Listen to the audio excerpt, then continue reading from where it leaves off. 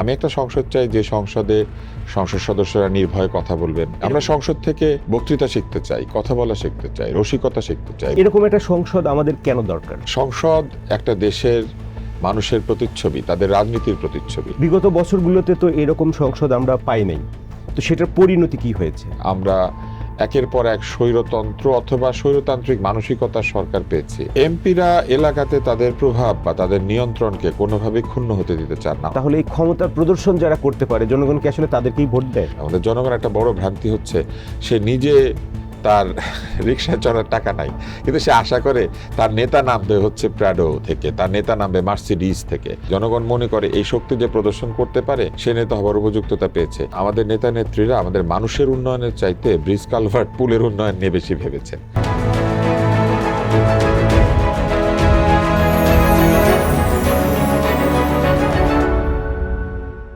Hello everyone, RR কেবল presents কেমন সংসদ চাই শোতে আপনাদের স্বাগতম।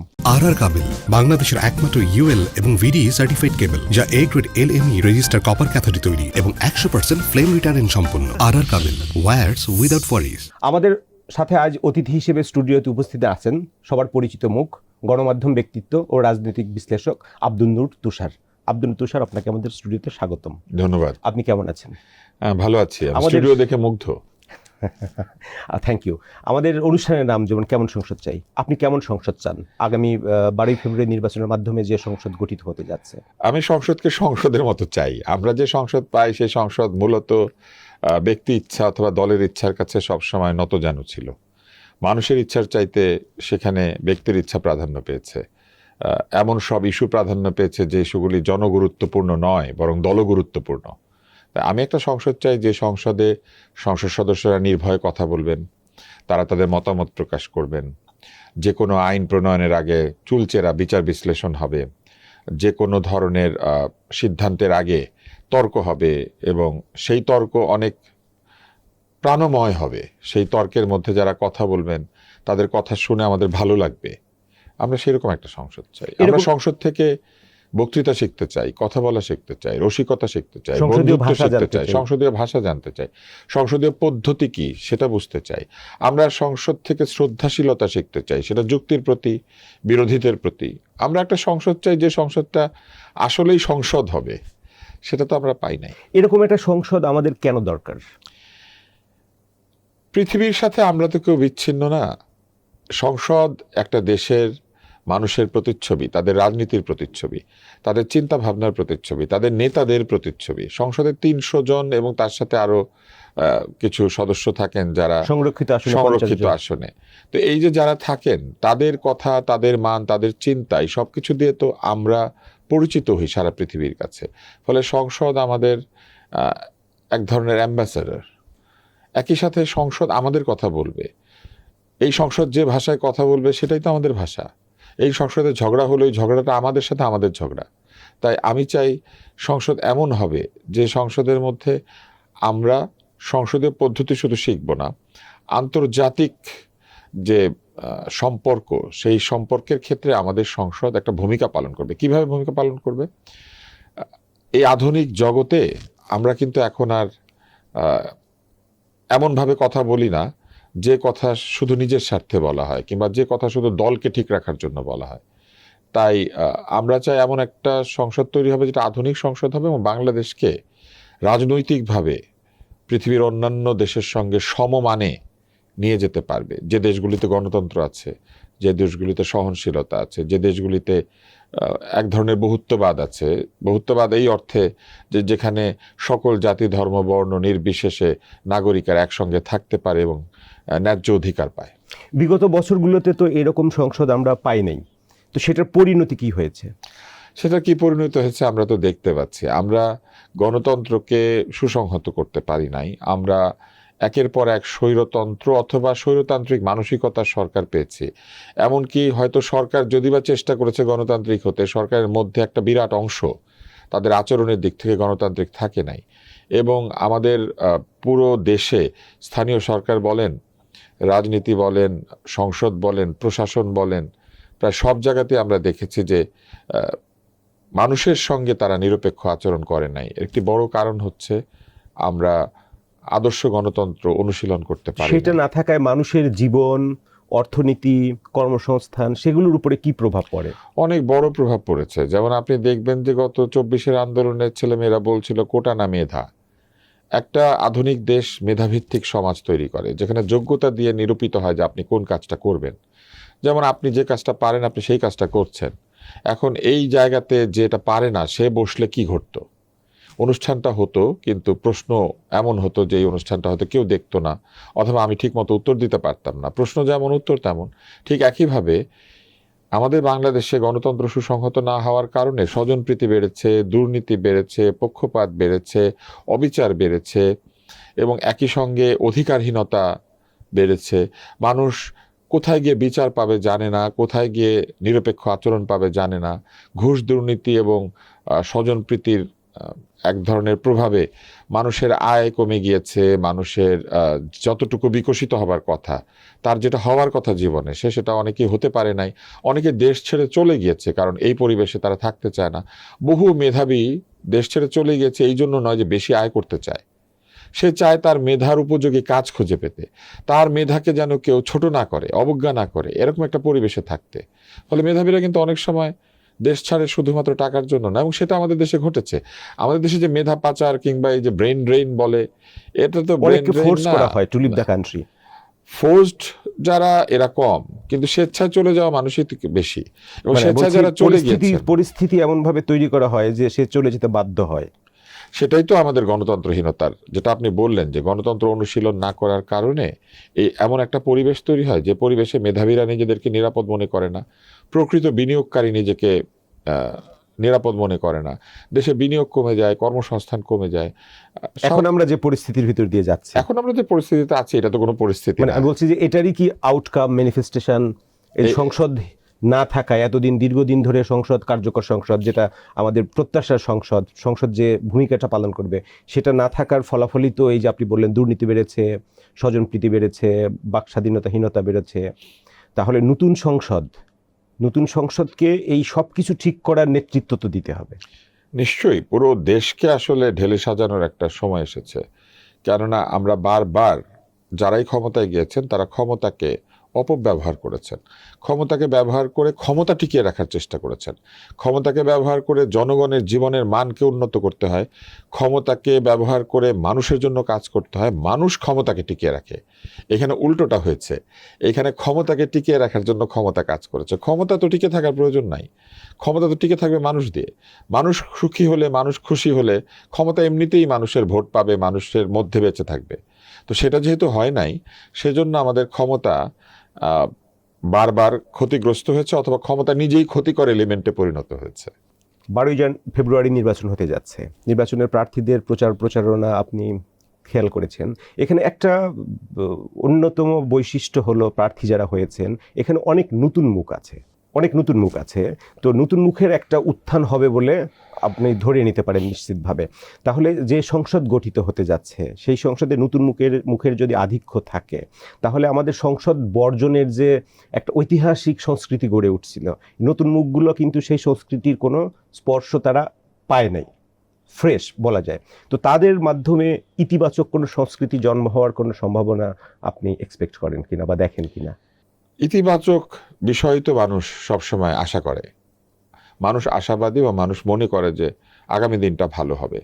আমি তাই মনে করি যে ভালো হয়তো হবে, কিন্তু ভালো হতে গেলে যা যা প্রয়োজন সেই অবস্থাটা বাংলাদেশে বিরাজ করছে না। ব্যাপারটা এরকম যে আপনার একটা ফসলের মাঠ আছে, আপনি সেইখানে চাষ করছেন এই আশায় যে ভালো ফসল হবে, কিন্তু পরিবেশ যদি বিপর্যস্ত হয়, যদি সার, বীজ, কীটনাশক সময় মতো পাওয়া না যায়, যদি সম্পদ চুরি হয়ে যায়, সেই ধান মনে করেন কেউ কেটে নিয়ে যাচ্ছে, বর্গি এলো দেশে, তো এরকম অবস্থা যদি হয়, তাহলে তো আপনি যতই আশাবাদী হন শেষ পর্যন্ত আপনার আশা নিরাশায় পরিণত হবে।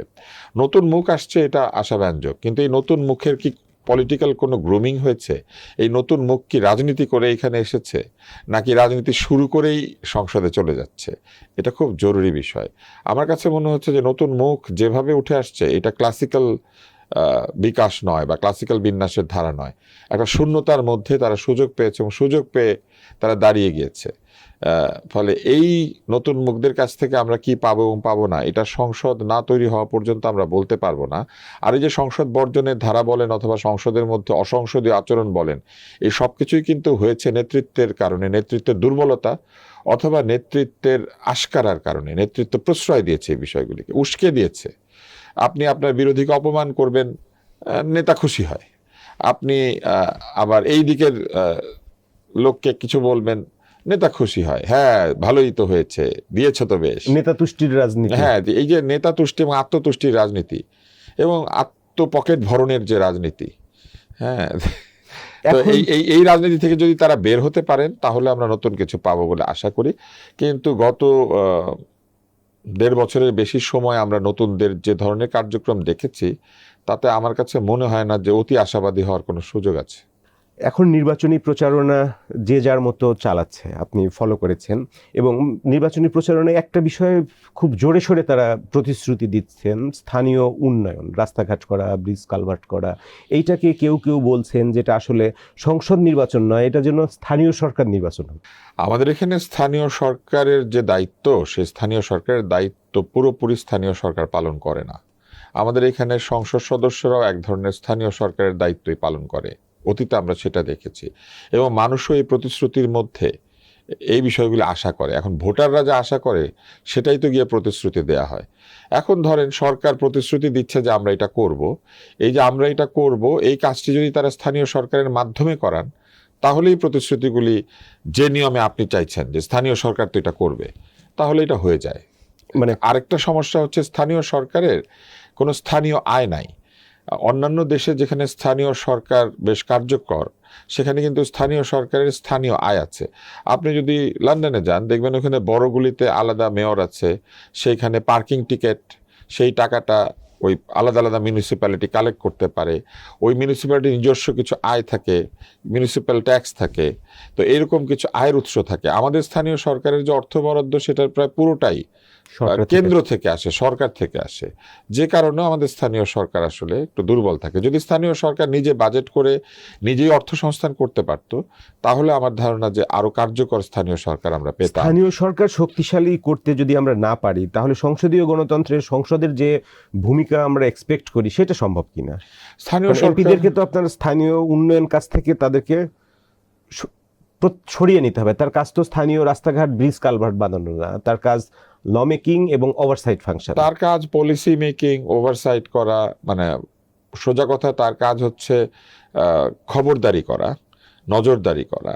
তার কাজ হচ্ছে বৃহৎ হিসাব, যেটা মানে বাংলাদেশের সেই হিসাব মেনটেন করা, পররাষ্ট্রনীতি, রাজনীতি, অর্থনীতি, আইন, অন্যান্য যে বিষয়াবলী আছে সেখানে নীতি কিভাবে তৈরি হবে সেই নীতিগুলি প্রণয়ন করা, এবং গুরুত্বপূর্ণ যেসব ইস্যু রয়েছে সেগুলি নিয়ে আলাপ করা।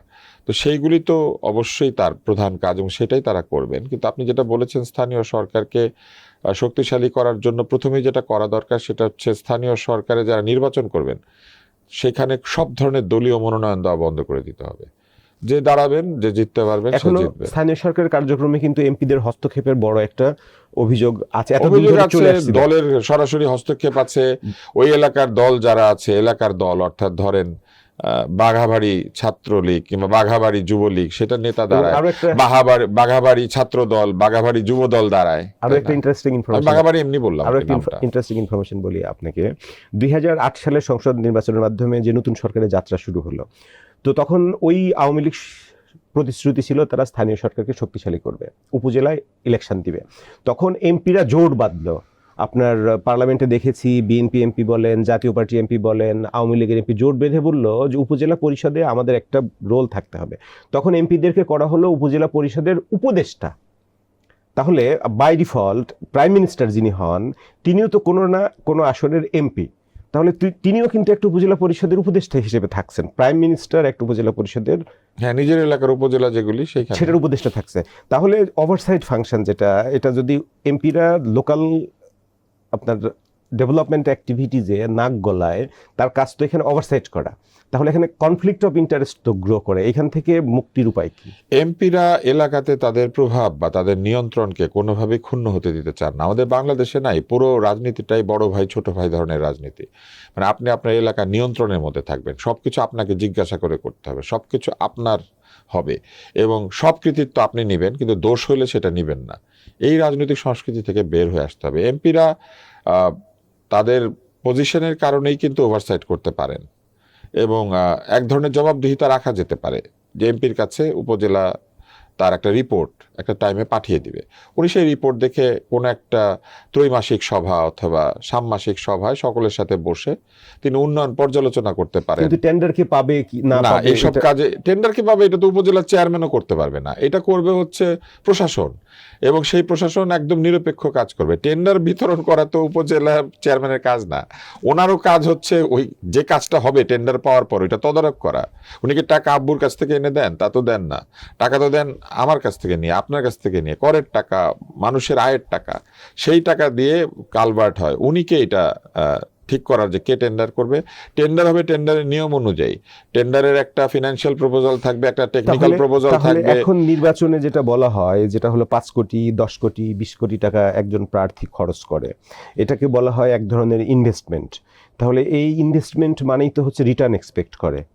তো আপনি কি রিটার্ন এক্সপেকটেশনের সেই লাইনটাকে স্টপ করে দিতে চান?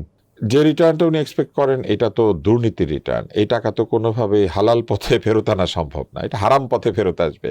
এখন যদি হারামের আয়কে কেউ সমর্থন করতে বলেন সেটা করতে পারেন, কিন্তু আমি সেটা করতে রাজি না। প্রথম কথা হচ্ছে উনি কেন এটা ইনভেস্ট করবেন? উনি ইনভেস্ট করবেন ওনার ইমেজ, ওনার টাকা দিয়ে লোকের কাছ থেকে ভোট নিতে হবে কেন?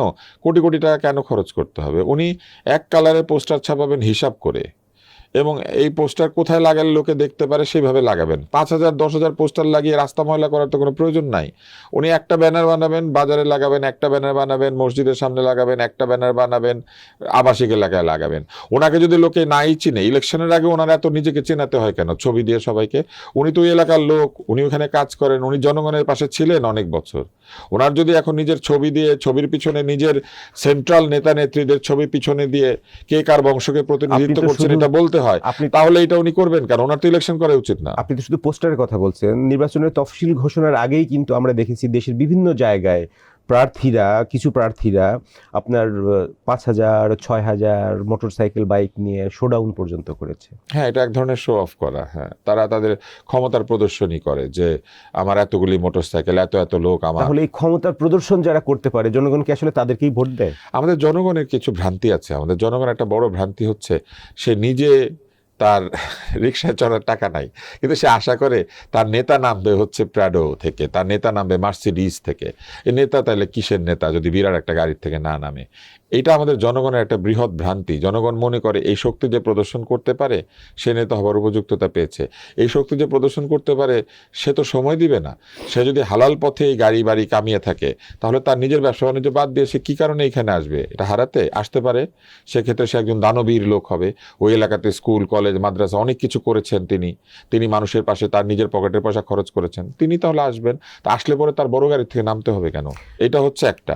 দ্বিতীয় হচ্ছে তারা মনে করে তার নিজের সমকক্ষ কেউ যদি নেতা হয়ে যায় এটা তারা মনের ভিতর থেকে মানতে পারে না। আমি আপনাকে আমার ব্যক্তিগত জীবনে একটা স্মৃতি বলি।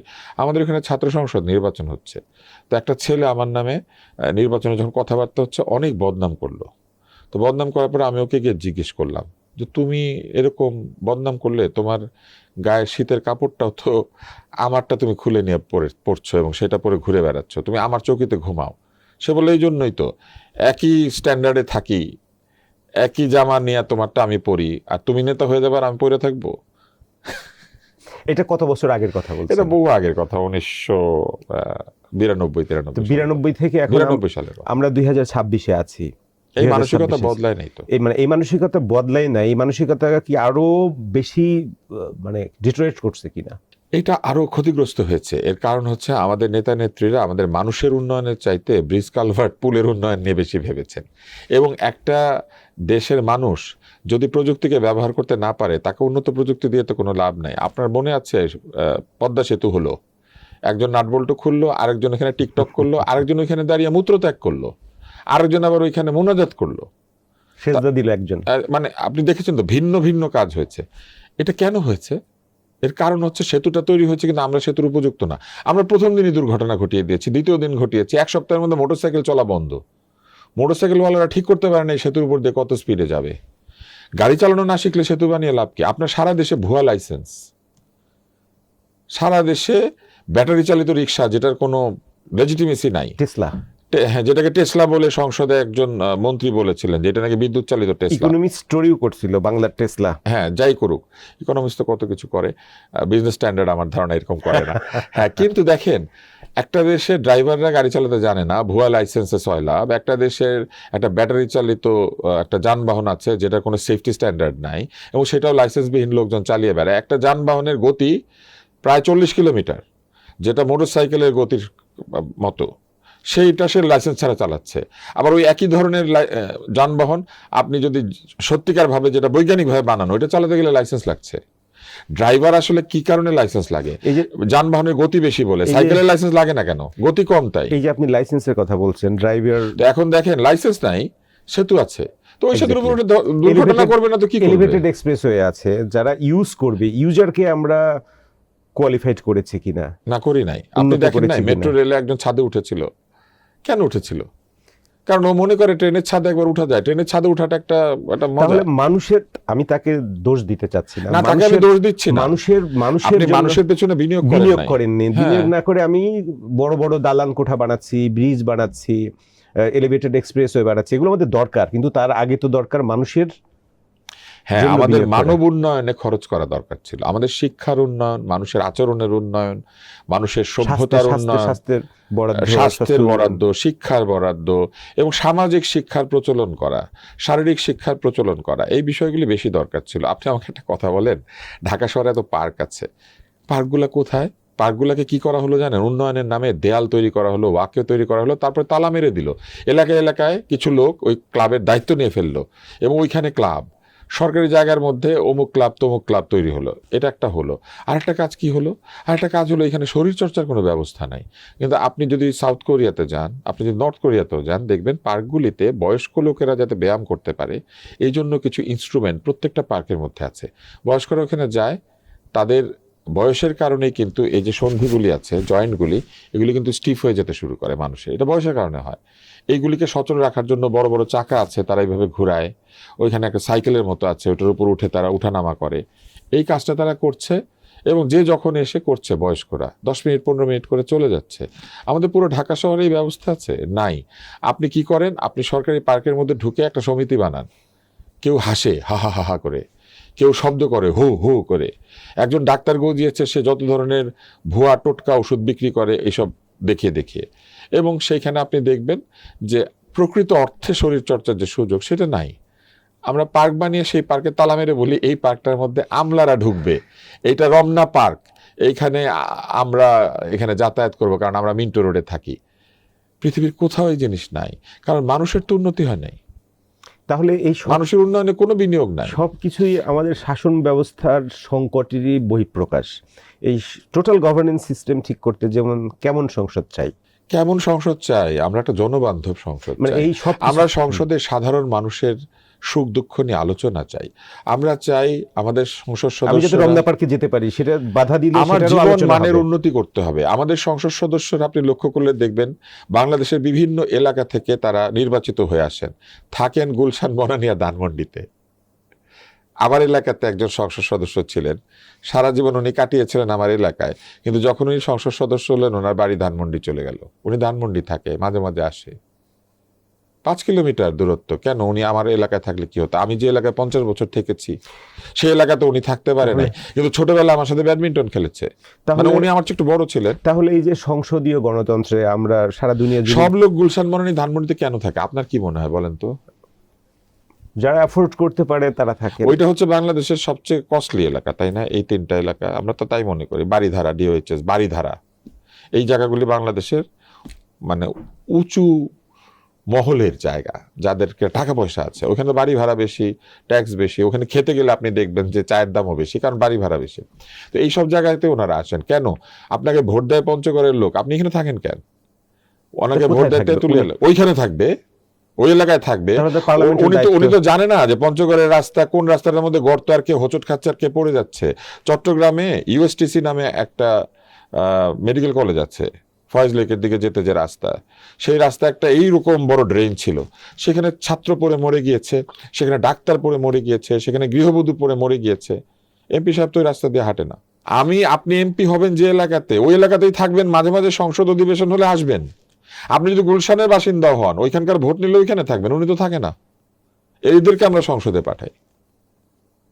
তাহলে সংসদীয় গণতন্ত্রে আমি যে কথাটা বলতে চাচ্ছি, ওনারা নিজেদের আপগ্রেডেশন করে, সংসদ- ওনারা জাতির আপগ্রেডেশন করে না, মানুষের আপগ্রেডেশন করে না। সংসদকে বলা হয় টেম্পল অফ ডেমোক্রেসি। সেই টেম্পল অফ ডেমোক্রেসিতে কারা যাচ্ছে, কাদের পাঠাচ্ছি আমরা?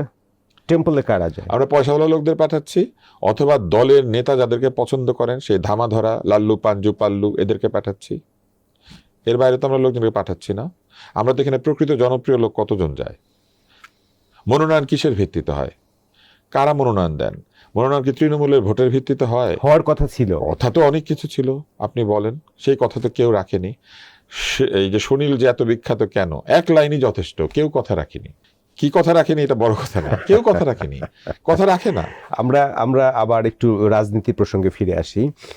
গত মাসের শেষ দিকে নানান নাটকীয়তার মধ্যে দিয়ে গিয়ে এনসিপি জামাতের জোটে জয়েন করেছে। তো জয়েন করার পরে এখন আগামী নির্বাচন স্পষ্টত দুইটা অ্যালায়েন্সে বিভক্ত হয়ে গেছে। জামাতের নেতৃত্বে একটা অ্যালায়েন্স আছে, আর হলো আপনার বিএনপির নেতৃত্বে একটা অ্যালায়েন্স আছে।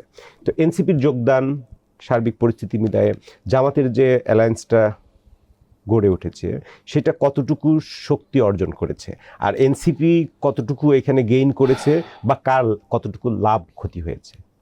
এটা একটা সিরিয়াস প্রশ্ন, এটা সিরিয়াসলি উত্তর দেওয়া উচিত। আমি একটু জলি মোডে ছিলাম এতক্ষণ।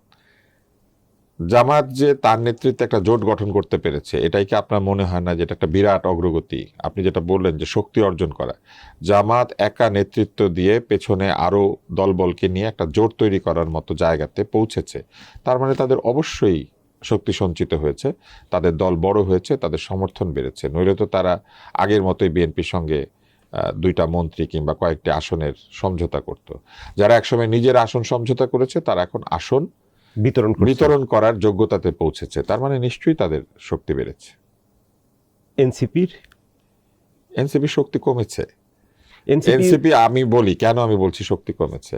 এনসিপি শুরুতে বলেছিল 300 আসনে আমরা প্রার্থী দেব, তারপরে বলেছিল চাইলে তারা 300 আসনেই জিততে পারে। তারপরে তারা জামাতের সমালোচনা করেছে, বিএনপির সমালোচনা করেছে, কথ্য এবং অকথ্য ভাষা দুটোতেই তারা কথা বলেছে। তাদের নেতারা বিভিন্ন জায়গাতে অন্য সব দল রাজনীতিকে প্রায় তুচ্ছ করে কথা বলেছেন। তারা নতুন রিপাবলিকের কথা বলেছেন, নতুন বন্দোবস্তের কথা বলেছেন, তারা সংবিধানের গায়ে 2026 লিখে দেওয়ার কথা বলেছেন, জুলাই চার্টার, জুলাই ঘোষণা, জুলাই সনদ এইসব বলেছেন। শেষ পর্যন্ত জুলাই সনদে তারা স্বাক্ষর করেন নাই, এবং তারপরে তারা 300 আসন থেকে নেমে 125 আসন, এবং তারপরে তারা দেন দরবার করে জামাতের সঙ্গে গিয়ে কিছু আসনের বিনিময়ে একটা ঐক্য করেছেন, যে ঐক্যে কোনো আদর্শিক ভিত্তি নাই, আদর্শগত কোনো মিল তাদের সঙ্গে জামাতের নাই, অন্তত আমরা বাইরে থেকে যা দেখতে পাই। ভেতরে অন্য কথা হলো আমরা জানি না। এনসিপি তো সংকুচিত হয়েছে, এনসিপি তো আরো বড় হবার কথা ছিল, এনসিপি ছোট হয়েছে। 1 ডজনের বেশি নেতা সেন্ট্রাল কমিটির পদত্যাগ করেছে। কাদের নেতা ছিলেন তারা? তারা এনসিপির নেতা ছিলেন, জনগণের নেতা ছিলেন। জীবনে কোনোদিন ভোট করেছেন? ছাত্র সংসদ নির্বাচনে বিজয়ী হয়েছেন? এলাকাতে কোনো একটা সমিতির ভোট, কিংবা যে অ্যাপার্টমেন্টে থাকেন ওই অ্যাপার্টমেন্টের যে মালিকদের মধ্যে একটা কিছু হয় না, একটা ইলেকশন হয়, ওইটাতে জিতেছেন? কখনো বন্ধুদের ভোটাভুটিতে চায়ের দোকানে জিতেছেন? একটা লটারিতে জিতেছেন? নেতা বললেই হয় নেতা? নেতা হতে গেলে নেতৃত্বের যোগ্যতা কোথাও না কোথাও প্রমাণ করতে হবে। হয় আপনি একটা সংগঠন তৈরি করবেন, নইলে আপনি একটা সংগঠনে যোগ দিয়ে সেই সংগঠনের যে বৃদ্ধি সেইখানে অবদান রাখবেন, নইলে আপনি সামাজিক কর্মকাণ্ড করবেন, যে কর্মকাণ্ডের ইম্প্যাক্ট অ্যানালিসিস করা যাবে, অথবা আপনি বোঝা যাবে যে উনি একটা ভালো কাজ করছেন। তারা এখনো পর্যন্ত অনেকে আছেন জীবন একটা চাকরি করে প্রথম বেতন ঘরে নেন নাই। জাতির বেকারত্ব দূর করার আগে নিজের বেকারত্ব দূর করা দরকার আছে না? এই জোটের সামনের ভবিষ্যৎ কি দেখতে পাচ্ছেন নির্বাচনে? এই কেমন জোট করবেন? নির্বাচনে যদি জেতে তাহলে টিকে থাকবে বেশ কিছুদিন, আর নির্বাচনে যদি পুরোপুরি না জেতে, অর্থাৎ কম আসন পায়, তাহলে এই জোট ভেঙে যাবে। কারণ এই জোটের মধ্যে বিপরীত চিন্তার প্রচুর দল আছে। একটি দল আছে চরমোনায়ের পীর সাহেবের নেতৃত্বে ইসলামী আন্দোলন, সম্ভবত সেই দল তো প্রকাশ্যে জামাতের সমালোচনা করত। জামাতের যে ইসলামের যে ইন্টারপ্রিটেশন আর এই ইসলামী আন্দোলনের যে ইন্টারপ্রিটেশন, সেখানেও আলাদা আলাদা বিষয়াবলী আছে। সুফিবাদের যে সুফি ধারার যে মানে ইসলামিক প্র্যাকটিস আর জামাতে ইসলামের যে ইসলামিক প্র্যাকটিস, দুইটার মধ্যে ছোট ছোট তফাত রয়েছে।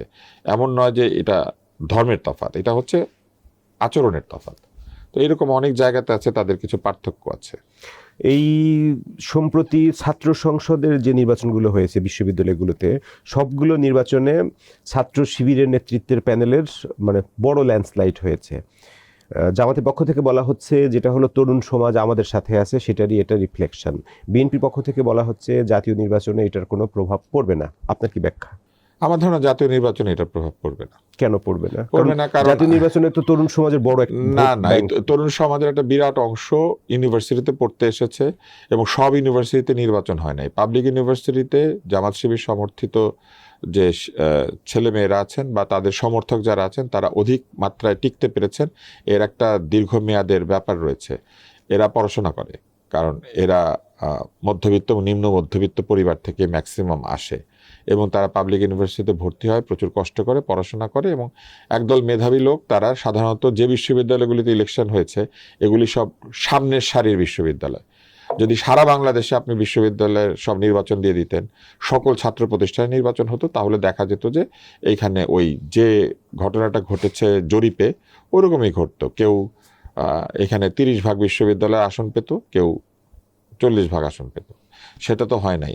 যাচাই বাছাই হয়েছে স্পেসিফিক কিছু বিশ্ববিদ্যালয়, ফলে এটা প্রপার স্যাম্পলিংও হয় নাই, প্রপার রেজাল্টও না। এটা কি প্ল্যান ওয়েতে করা হয়েছে বলে আপনি মনে না, আমি করেন? সেটা জানি না। একটা প্ল্যানিং তো সবসময়ই থাকবে, প্ল্যানিং ছাড়া তো কিছু হয় না। ভালো কাজেরও প্ল্যান লাগে, যে কোনো কাজের প্ল্যান লাগে, কিন্তু এটা সেজন্য করা হয়নি। সামনের সারির নির্বাচনগুলি সামনের সারির বিশ্ববিদ্যালয়তেই হবে, কারণ এগুলো বড় বিশ্ববিদ্যালয়, এগুলো নামকরা বিশ্ববিদ্যালয়, এখান থেকে শুরু হওয়ার কথা। কিন্তু এটা যেহেতু শুরু হয়েছিল, আরও বেশি বেশি হলে পরে তাহলে আমরা বুঝতে পারতাম যে, ধরেন ঢাকা কলেজে যদি এখন নির্বাচন হয়, সেখানে শিবিরের প্যানেল জিতে কিনা, এটা দেখার বিষয় আছে না। ঢাকা কলেজে ঢাকা বিশ্ববিদ্যালয়ের কাছাকাছি ছেলেরা মেয়েরা পড়াশোনা করে, বা যে গুচ্ছ বিশ্ববিদ্যালয় আছে, Eden college, Dhaka college, home economics college, Titumir college, সব জায়গায় নির্বাচন দিয়ে দেন। তারপরে বলেন যে না, তরুণরা সব আমরা জিতেছি। সবটা আসলে জিতে নাই, কারণ সব জায়গায় নির্বাচন হয় না। এটা একটা। আরেকটা হচ্ছে, সারা দেশ থেকে ঢাকা বিশ্ববিদ্যালয়ের ছেলেমেয়েরা আসে। ঢাকা বিশ্ববিদ্যালয়ের প্রকৃতি হচ্ছে সারা দেশের একটা মিলনস্থল।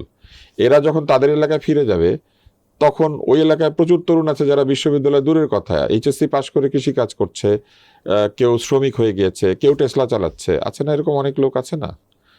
তারা তো এখানে ভোট দেয় নাই, তারা এলাকাতেই আছে। তো সেই ভোটের সাথে তো কম্প্যারিজন করতে হবে, কত পার্সেন্ট ছেলে মেয়ে সারা বাংলাদেশ থেকে বিশ্ববিদ্যালয়ে পড়তে আসে, আর ওই এলাকাতে কত পার্সেন্ট তরুণ আছে, এটা বিবেচনা করতে হবে। এত সহজে এই সিদ্ধান্তে পৌঁছানো যাবে না। তবে এটা ঠিক যে বড় বড় বিশ্ববিদ্যালয়ে একটা বৃহৎ সমর্থন এইভাবে পাওয়া গিয়েছে, কিন্তু এটার পেছনে আরও তো কারণ আছে। বাধাহীনভাবে ছাত্রলীগের সঙ্গে লুকিয়ে থেকে রাজনীতি করা বহু নেতা নির্বাচিত হয়েছেন। 15 বছর আনন্দে কাটিয়েছেন ছাত্রলীগের বেশ ধরে, তাই না? ময়ূর হয়ে কাকের লেজ পড়েছেন। ময়ূর হয়ে যারা কাউয়া হয়ে রাজনীতি করেছেন, তারা তো বিরাট পরিশ্রম করেছেন। ময়ূরের পক্ষে কাক সাজা কঠিন, কাকের পক্ষে ময়ূর সাজা মানে সোজা।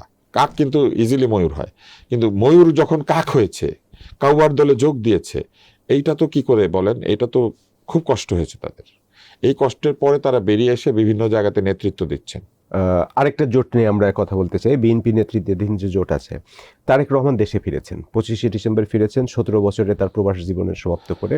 যখন ফিরছিলেন তখন ওই সময় BNP chairperson Khaleda Zia hospital বেডে, এবং সর্বশেষ তারেক রহমান বিএনপি চেয়ারম্যান হিসেবে দায়িত্ব গ্রহণ করেছেন।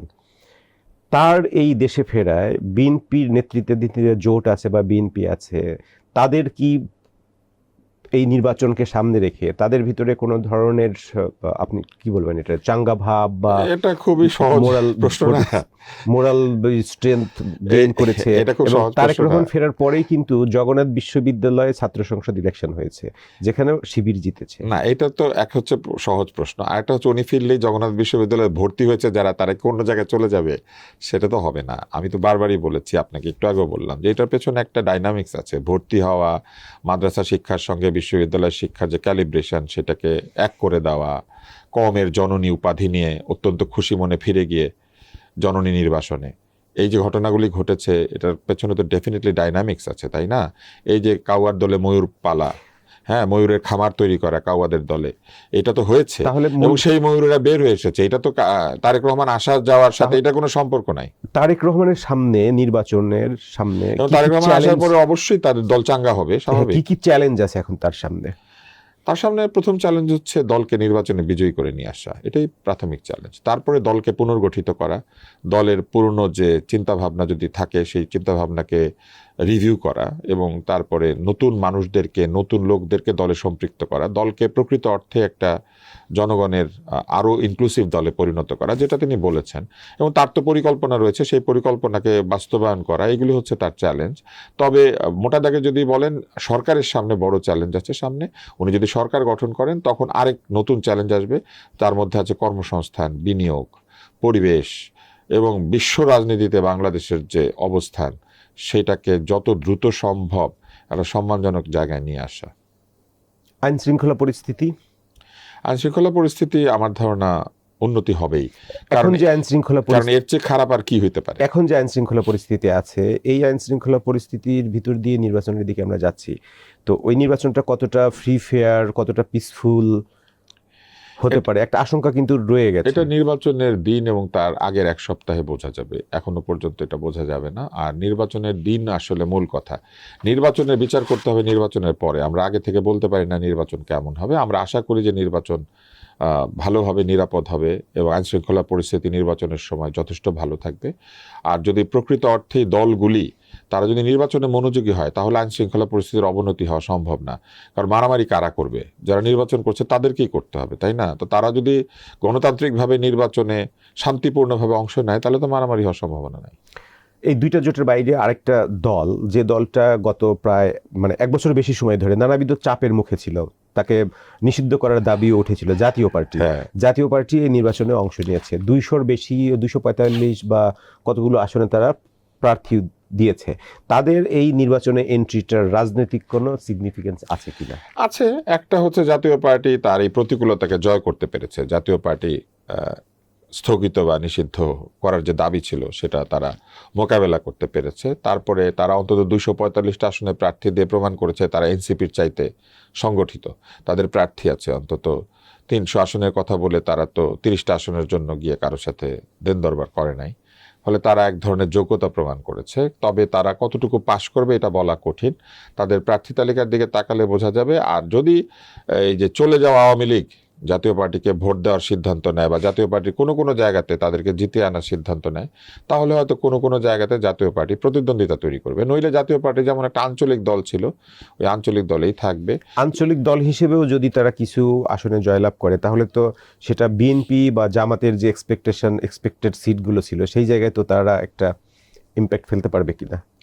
আঞ্চলিক দল হিসেবে তারা জিততেই পারে। আগেও তো তারা সেরকম কোনো ইম্প্যাক্ট ফেলতে পারে নাই।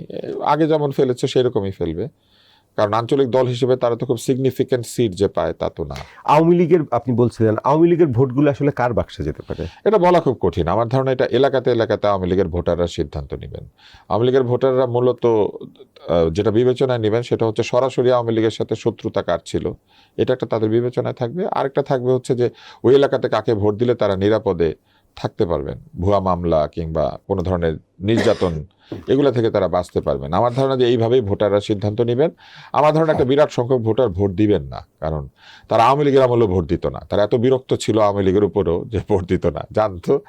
এই জন্য আওয়ামী লীগ দেখবেন তার এই নির্বাচনে লোক আনতে পারতো না। তখন তো ভোট কোনো ফ্যাক্টর ছিল না, মানে লোক আনতে পারতো না। হ্যাঁ, কিন্তু ভোট না দেওয়া কিন্তু একটা অভ্যাস। যারা একবার ভোট না দিয়ে অভ্যস্ত হয়ে গিয়েছে তারা ভোটের কথা ভাবে না, লাইনে দাঁড়ানো চিন্তা করে দূর আগেও দেই না, এখন নিজের দল নাই কি দিব, এরকম আর কি ব্যাপারটা এরকম হবে তাদের জন্য। আরেকটা পক্ষ যারা মনে করবেন রাজনীতি সচেতন তারা হয়তো চেষ্টা করবে দলের জন্য বা নিজের জন্য কিছু একটা করার জন্য। আমরা একটু তবে আমি নিশ্চিতভাবে বলতে পারি আওয়ামী লীগের ভোট এনসিপির বাক্সে যাবে না, জামাতের বাক্সেও যাবে না। আমরা একটু হাইপোথেটিক্যালি, আওয়ামী লীগ যারা করেন তারা কিন্তু খুব দলের প্রতি খুব নিবেদিত প্রাণ, আপনি দেখবেন। বিএনপিও তাই, জামাতও তাই। এই যে বড় দলগুলিতে দলের সদস্যরা যারা রিয়েলি দল করেন তারা খুব নিবেদিত প্রাণ থাকে। তো এরা তো কখনোই তাদের নিজের বাক্স ছাড়া অন্য কোনো বাক্সে ভোট দিবে না। আমরা একটু হাইপোথেটিক্যালি যদি চিন্তা করি যে 12 ফেব্রুয়ারি নির্বাচনে বিএনপি জয়লাভ করে ক্ষমতা গঠন করলো, বিএনপি ট্রেজারি বেঞ্চে, জামাত ইসলামী অপোজিশন বেঞ্চে, কেমন সংসদ হবে, কেমন সরকার হবে? দেখেন, জামাত ইসলাম কখনো সরকার গঠন করে নাই এবং কখনো আমরা বিরোধী এই দফায় জি কখনো বিরোধী দলেও থাকে নাই। ফলে জামাতের জন্য দুইটাই হবে নতুন অভিজ্ঞতা। যদি প্রধান বিরোধী দল হয় সেখানেও তাদের যোগ্যতা প্রমাণ করতে হবে তাদের, আর যদি সরকারও হয় তাহলেও তাদের যোগ্যতা প্রমাণ করতে হবে। ফলে জামাতের জন্য ওইটা হবে তাদের যোগ্যতা প্রমাণের একটা সুযোগ। যদি ক্ষমতায় না যায় তাহলে তারা মানুষকে বলতে পারবে যে দেখো আমরা কত দায়িত্বশীল, কিন্তু তোমরা আমাদেরকে ভোট দিলা না, আগামীবার দিও। আর যদি তারা সরকারে যায় তাহলে তারা গিয়ে বলবে দেখো আমরা প্রথমবারই এসে কত ভালো করছি, আমাদেরকে সবসময় ভোট দিও। ব্যাপারটা তাই হবে। ফলে তাদের জন্য বিষয়টা দুই দিকেই পজিটিভ, কিন্তু বিএনপির জন্য বিষয়টা পজিটিভ হবে না যদি তারা বিরোধী দলে থাকে। কেননা তারা আরেকবার উপলব্ধি করতে পারবে যে বাংলাদেশে আসলে সরকার ধীরে ধীরে নির্যাতক হয়ে ওঠে। ফলে আমি মনে করি বিএনপির জন্য সরকার তৈরি করা ছাড়া খুব একটা অপশন নাই। সরকারে তাদের যাওয়া মানে তাদের জন্য এই বৃহৎ দলটির সরকার তৈরি করাটা খুব জরুরি। আব্দুল নূর তুষার, আমাদের আলোচনায় সময় দেওয়ার জন্য আপনাকে ধন্যবাদ। আপনি ভালো থাকবেন, সুস্থ থাকবেন, নিরাপদে থাকবেন। আপনারাও ভালো থাকবেন, সুস্থ থাকবেন। নিরাপদে থাকাটা খুবই চিন্তার বিষয়, কারণ নিরাপদে এখন আমরা চেষ্টা করলেও থাকতে পারি না। আপনি এখনই বলতে পারবেন না, কেউ ঢুকে আপনাকে বলবে যে এখনই এটা বন্ধ হবে, তুমি বয়কট, আমি বয়কট। আমি আপনাকে উইশ করব, মানে যে কথার যে শত্রু, এই কথার শত্রুতা আমরা দেখলাম যে এমন একটা সময় হয়েছে যে সময়ের শুরু হয়েছিল কথা ক গানের মধ্যে দিয়ে। যারা কথা ক গান গাইলো তারা তাদের কোনো কথা পছন্দ না হলে সেই কথা বন্ধ করার চেষ্টা করছে। নোয়াম চমস্কির একটা খুব সুন্দর কথা আছে যে কোনো দেশ গণতান্ত্রিক কিনা এটা বোঝার জন্য দেখতে হবে যে বিরোধীরা সেখানে কথা বলতে পারে কিনা। তো যে কোনো বিরুদ্ধ পক্ষকে যে চুপ করাতে চায় সেই কিন্তু আসলে বৃহৎ ফ্যাসিবাদ। আপনি যখন আপনার প্রতিপক্ষের মুখ বন্ধ করতে চাইবেন আপনি আসলে ফ্যাসিবাদ। কেননা মুখ হচ্ছে সবচেয়ে নিরাপদ। যে আপনার বিরুদ্ধে কথা বলছে সে আপনাকে মারতে চায় না, ধরতে চায় না, ক্ষতি করতে চায় না, সে শুধু কথা বলে। ব্যাপারটা বুঝতে পেরেছেন? আপনি ভালো থাকবেন। তো যে কথা বন্ধ করতে চায় সে হচ্ছে বৃহত্তম ফ্যাসিবাদ। সবাই আপনাকে নিয়ে জেলে ভরতে পারবে, যে কোনো অত্যাচারী জেলে ভরে, এটা করে ওইটা করে, কিন্তু কথা যে বন্ধ করতে চায়, যে কথাই সহ্য করতে পারে না, তার চেয়ে বড় ফ্যাসিবাদ হয় না। এখন সেই পরিস্থিতির ভিতর দিয়ে আমরা যাচ্ছি কি? আপনি চোখ কান খোলা রাখেন, আপনি সাংবাদিক, আপনি বুঝতে পারবেন। আপনি কি সব কথা বলতে পারেন, অথবা কথা বলার জন্য এখনো পর্যন্ত কারোর কাছ থেকে কিছু শোনেন নাই? আমি শুনেছি। আব্দুল নূর তুষার, আপনি ভালো থাকবেন। আপনার সাথে আমার আবার কথা হবে নির্বাচনের আগে বা নির্বাচনের পরে। আপনি যেমন সংসদ এক্সপেক্ট করেছেন, ইলেকশনের পরে সেই সংসদটা আমরা কিভাবে পাই সেটা নিয়ে আবার বিস্তারিত আমরা আলোচনা করব। ততদিন পর্যন্ত আপনি ভালো থাকবেন। ডিয়ার ভিউয়ার্স, আমাদের সাথে থাকার জন্য আপনাদেরকে ধন্যবাদ। আপনারা ভালো থাকবেন, সুস্থ থাকবেন, নিরাপদে থাকবেন।